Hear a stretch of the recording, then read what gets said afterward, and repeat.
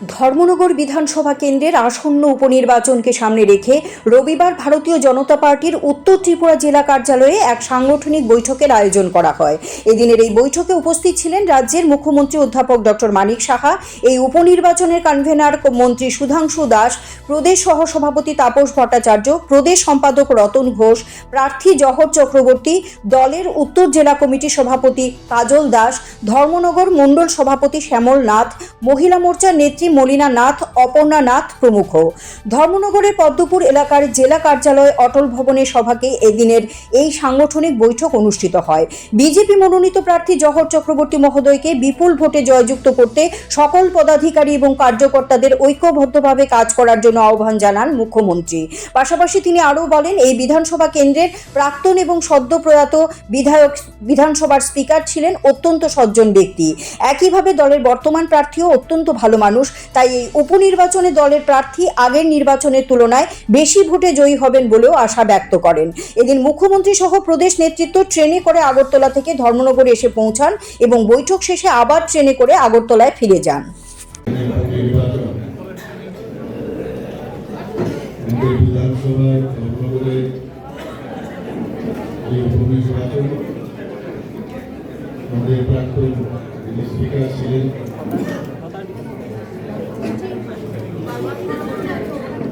ওনার সম্পর্কে আপনারা সবাই জানেন যে উনি পরলোক গমন করেছেন।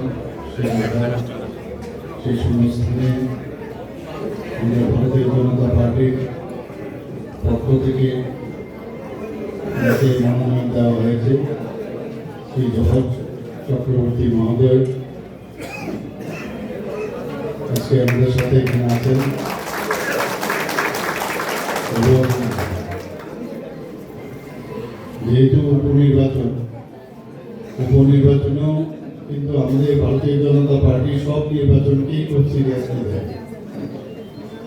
তো সেই উপনির্বাচন নিয়ে আজকে এখানে একটা সাংগঠনিক বৈঠক, সমস্ত স্টেট থেকে আরম্ভ করে মাননীয় মন্ত্রী যাকে প্রভারী বানানো হয়েছে, আমার সাথে রয়েছে শ্রী সুধাংশু দাস মহোদয়, ত্রিপুরা প্রদেশ বিজেপির যিনি সেক্রেটারি শ্রী রতন ঘোষ মহোদয় আছেন, এখানে যারা এই ডিস্ট্রিক্টের মাননীয়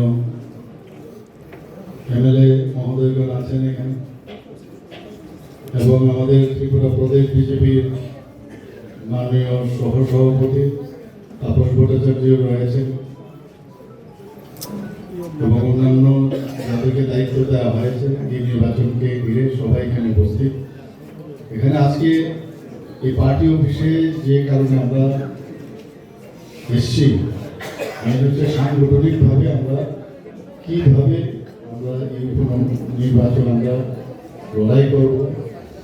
কারণ অন্যান্য পার্টির থেকেও ক্যান্ডিডেট দিয়েছে এবং গণতন্ত্রে একটা স্বাভাবিক যে সব পার্টি এই প্রতিদ্বন্দ্বিতায় আসে,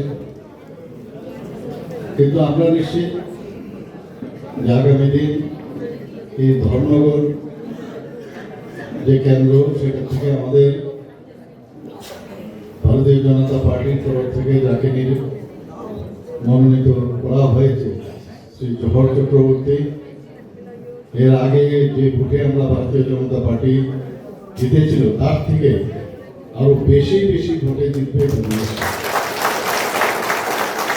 এবং প্রকৃত অর্থে আমরা শ্রী জহর চক্রবর্তীকে আমরা জানি, আপনারা আমার থেকে আরো বেশি জানেন, সাংবাদিক বন্ধুরা এখানকারই, তো খুবই জনপ্রিয় সব দিক থেকে।